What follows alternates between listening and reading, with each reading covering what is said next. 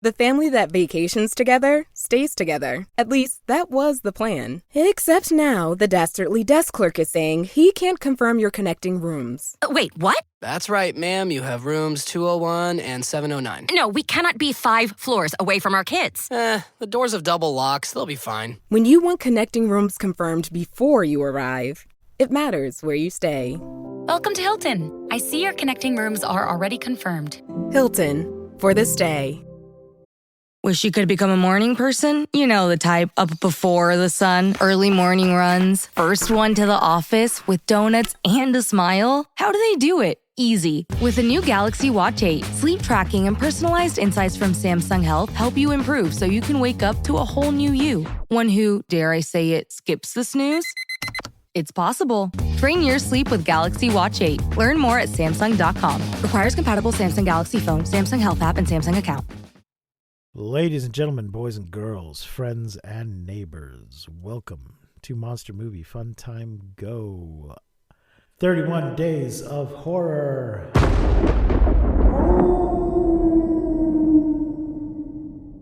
Mars Needs Movies. I am your host, Precious D, and my guest today, returning once again, is Buddy Fazio. Thanks for joining me, buddy. Hey, what's up? What's going on? Invasions is what's going on. This season, folks, if you haven't been paying attention, we're looking at films of alien invasions, incursions, infiltrations, and visitations. And today it's an invasion movie, sort of. It's the Yeah. Invaders from Mars, the remake from 1986. Folks, you can watch this on Tubi. Let me just double check this. Yeah, it's on all the things. It's on Tubi, it's on Pluto, it's on MGM Plus if you want to watch it without commercials.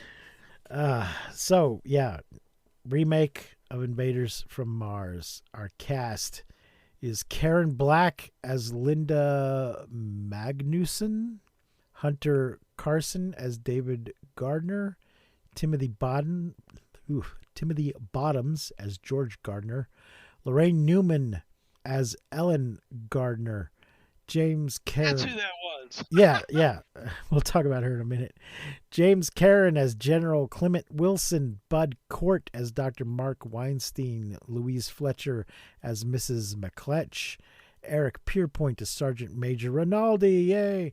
Christopher Alport as Captain Curtis, Donald Houghton as Old NASA Scientist, Kenneth Kimmins as Officer Kenny, Charlie Dell as Mr. Cross, Jimmy Hunt, star of the original movie, as the police chief, Virginia Keane as Heather, Chris Herbert as Kevin, Mason Noopf as Doug, William Frankfather as Ed, Eric Norris as MP, Deborah Berger as Corporal Walker, Edward Dono as Hollis, Dale Dye as Squad Leader, Scott Leva as Marine Officer, Debbie Lee Carrington, Tony Cox, and Phil Fondacaro as Martian Drones. Do any of these people have the same name? It's David, but was it David Gardner? No, it was David McLean. They changed, except for Sergeant Rinaldi. I think every character has a different name in this version. Yep. Yeah, I was just noticing that too when you said That's that. really weird.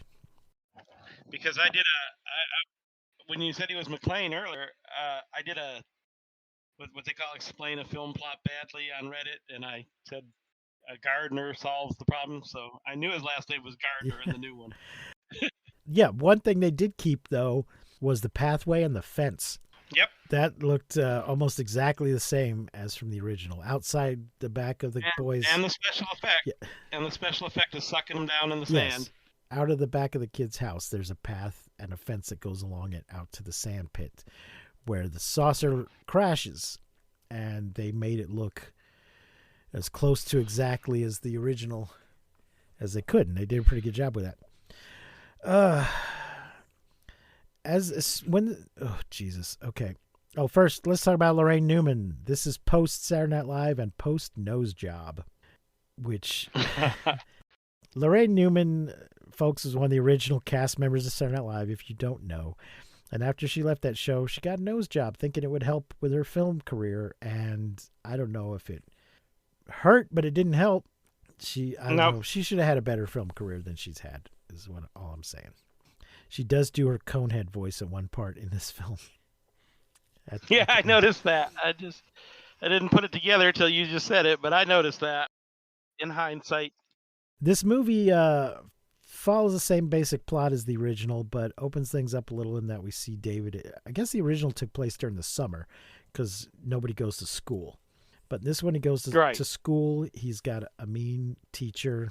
And of course, the mean teacher is an alien, or is corrupted by the aliens. And our lady science. So as far as feminism goes, we've taken a step backwards from the 1950s because our lady doctor, psychiatrist person is demoted to a school nurse.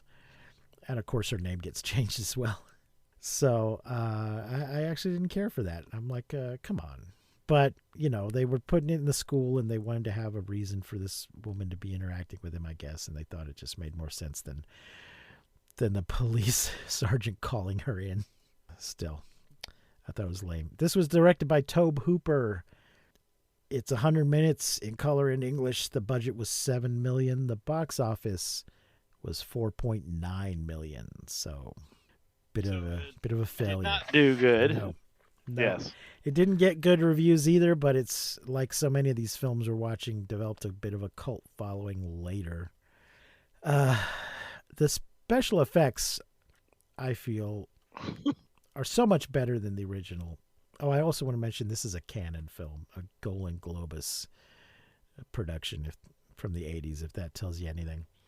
I enjoyed the special effects so much more in this one, but all through the movie, I just had this sense of dread. Because you knew it was going to end the same way? Yeah, I was afraid. I couldn't remember. It's been a long time since I've seen this. I don't know if I'd ever even seen it all the way, but I was aware of it, but I don't know if I'd seen it all the way through. But I was like, is this going to end the same way as the original? Please don't end the same way as the original. But God damn it, it did. And also has the here we go again ending like the original. Yep. I thought it was interesting, though, that so, folks, the kid sees this flying saucer crash out just beyond his backyard. The people in the saucer start snatching humans and doing puppet master shit on them, putting implants at the base of their spine and controlling them. The kid knows about it, tries to tell grown-ups, tries to get help, does eventually get help from the military. But in the end, it turns out it was all a dream. But then, as he's sitting there in bed, having had this dream, he sees it start to happen again. He sees a glowing green light. In the original, he actually saw a saucer out the window. In this one, I think there's just a glowing green light. But, the implication is that everything he just dreamed is about to happen again. But one thing I found interesting was when his father gets taken over, it's much less extreme than in the original. Yeah, he's not abusive. Yeah. But the way he eats, is the giveaway. Right. He's distant and creepy and doesn't quite know how things work, but he doesn't slap the kid to the ground. And he's not just so abruptly harsh. He's just more creepy. I've been body snatched. So I think it's trying to be just a little more sensitive film. Pretty together, except for the eating habits. Yeah. I was like, wow, you think they studied everything else? They would have studied the eating habits too. Well, Mom's eating raw hamburger at one point. Yep. Yeah. Once she becomes, which it looks like Lorraine Newman actually did. A little steak tartare there. Well, she hung with Dan Aykroyd when he did the Bassomatic, so she might be used to some weird stuff. Yeah. But yeah, we get the same basic plot, except this interaction with this teacher going on. There's also, no, I'm confusing that. There's not a part where they're dissecting frogs, is there? No, but yeah, there is. There is, there okay. is, yeah. Because there's also frog. There's frog dissection in E.T. as well. So I couldn't remember if I was. Yeah, no, there's frog dissection, and in fact, we see the teacher eating the frog. evil teacher eating Yeah. a frog. Yeah. She turns around and the back half of the frog is sticking out of her mouth. Oh man. Let's see if Hunter Carson has done anything else. He's been in a few. Oh, he was Bud Bundy in the unaired pilot of Married with Children. Got replaced. He got bundied. Yeah, he hasn't done a whole lot, but he's... Oh, Karen Black is his mother? What? Karen Black, who plays the school nurse, is his mother. Wow. Yeah, that's cool. I guess Lewis Minor Carson would be his father, who was a screenwriter, director, and film producer. So there we go. So Tobe Hooper knew the kid because he was friends with his parents. And I guess that's how he got the job. And he was in Paris, Texas, which is a real movie.